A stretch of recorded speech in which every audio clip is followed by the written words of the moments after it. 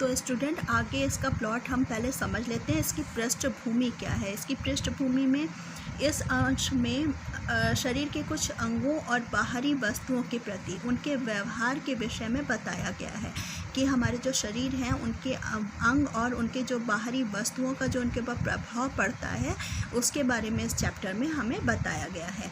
इन अंगों में त्वचा, आँख, नाक, जीभ, आमाशय, आंत ये सब सम्मिलित हैं। पहले जो 4 अंग हैं त्वचा, आँख, नाक और जीभ ये शरीर के बाहरी भाग हैं, जबकि आमाशय और आंत शरीर के भीतरी भाग हैं, मतलब ये शरीर के अंदर पाए जाते हैं। अब इन अंगों के बारे में हम ज़रा सा और अच्छे से जान लेते हैं। ये तो आप जानते होंगे कि दुनिया में सारी चीज़ें पिंड, मतलब जो चीज़ हैं वो पिंड मुख्य रूप से 2 प्रकार की होती हैं, एक सजीव और दूसरी निर्जीव। सजीव वो होती हैं जिनमें जीवन होता है और जो निर्जीव हैं वो होते हैं जिनमें जीवन नहीं होता है। अब इन्हें विज्ञान की भाषा में क्या कहते हैं? सजीव को चेतन कहते हैं और निर्जीव को जड़ कहते हैं। आपको पता है कि चेतन और जड़ में मुख्य अंतर क्या होता है? तो सबसे मेन इनके 2 अंतर होते हैं। पहला है चेतन पिंड में होते हैं जो बाहरी वातावरण से अपने लिए कुछ ग्रहण करते हैं और बदले में कुछ निश्चित यानी कि निकालते हैं।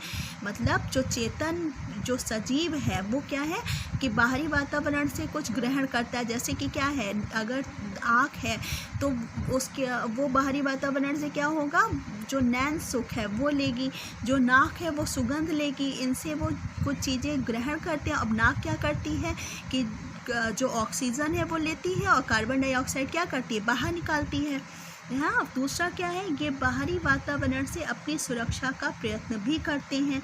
चेतन पिंडों के ये दोनों लक्षण जड़ पिंडों में नहीं पाए जाते हैं। मतलब जो चेतन पिंड यानी कि सजीव में जो लक्षण मिलते हैं वो जड़ यानी कि निर्जीव में नहीं मिलते। अब सजीव क्या है, नाक आपकी सजीव है ना, त्वचा आपकी सजीव है, आँख भी आपकी सजीव और जीभ भी आपकी सजीव है। लेकिन जो जड़ यानी कि जो आपकी जड़ वस्तु है, निर्जीव है, उसमें ये सब लक्षण मिलते हैं? उन्हें टच करने पे कुछ महसूस होता है? नहीं ना। फिर क्या है, व्यापक रूप में मनुष्य, पशु, पक्षी आदि, कीड़े मकोड़े आदि समस्त प्राणी और सारी वनस्पतियाँ, पेड़ पौधे, घास, झाड़ियाँ ये सब क्या है, चेतन है। और इनके अलावा भी दुनिया में इनके अलावा जो सारी वस्तुएं वो क्या हैं, जड़ हैं। अब हम समझ लेंगे कि चेतन और सजीव पिंड में मुख्य लक्षण क्या होता है। तो ये क्या है, बाहरी वातावरण से अपनी सुरक्षा का प्रयत्न करते हैं। मनुष्य का शरीर भी चेतन पिंड है, इसलिए इसके संरचना में भी कुछ इस तरह से की गई है कि इस जो हानिकारक चीज़ें हैं उनसे वो अपनी रक्षा करता है। इस प्रयत्न को हम शरीर की सुरक्षात्मक प्रतिक्रियाएं कहते हैं। किसको सुरक्षात्मक प्रतिक्रियाएं कहते हैं?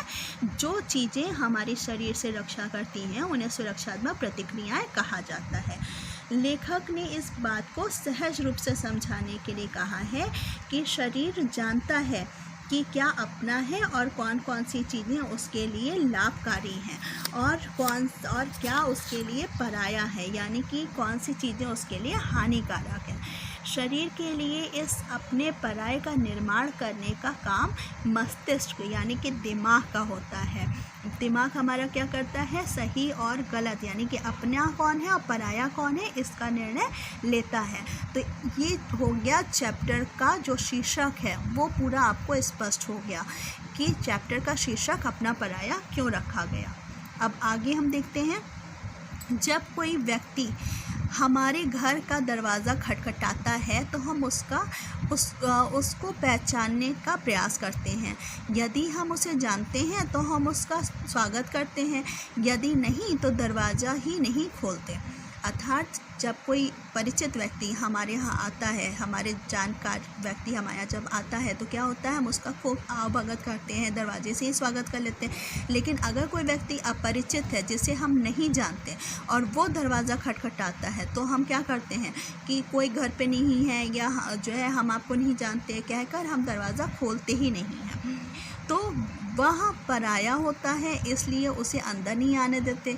इस प्रकार बाज़ार से भी जब कोई चीज़ हम खरीद कर घर ले आते हैं तो वो हमारी हो जाती है, और बाकी की सब चीज़ें पराई, क्योंकि जो चीज़ हमने खरीदी है वो तो हमारी है, लेकिन जो बाकी की चीज़ें हैं वो क्या हैं, वो पराई हैं, उनके बारे में हम नहीं कह सकते कि वो हमारी हैं। इस प्रकार क्या आप जानते हैं कि हमारा शरीर तंत्र भी अपने पराये की पहचान करता है। इस तरह से यहाँ पे जो क्वेश्चन पूछा गया है उसका मतलब ये है कि जो हमारा शरीर है, जो तंत्र है, मतलब जो उसका ढांचा है शरीर का, वो बहुत अच्छे से जानता है कि अपना कौन है और पराया कौन है। हाँ, करता तो है, लेकिन कैसे? अब हमारे दिमाग में ये प्रश्न होता है, हाँ करता तो है, सच बोल रहा है लेखक, लेकिन कैसे करता है? कुछ अलग ढंग से। कैसे? आइए इस पाठ से हम पहचान करने की कि शरीर तंत्र की क्षमता और उसका बचाने का ढंग को जानें।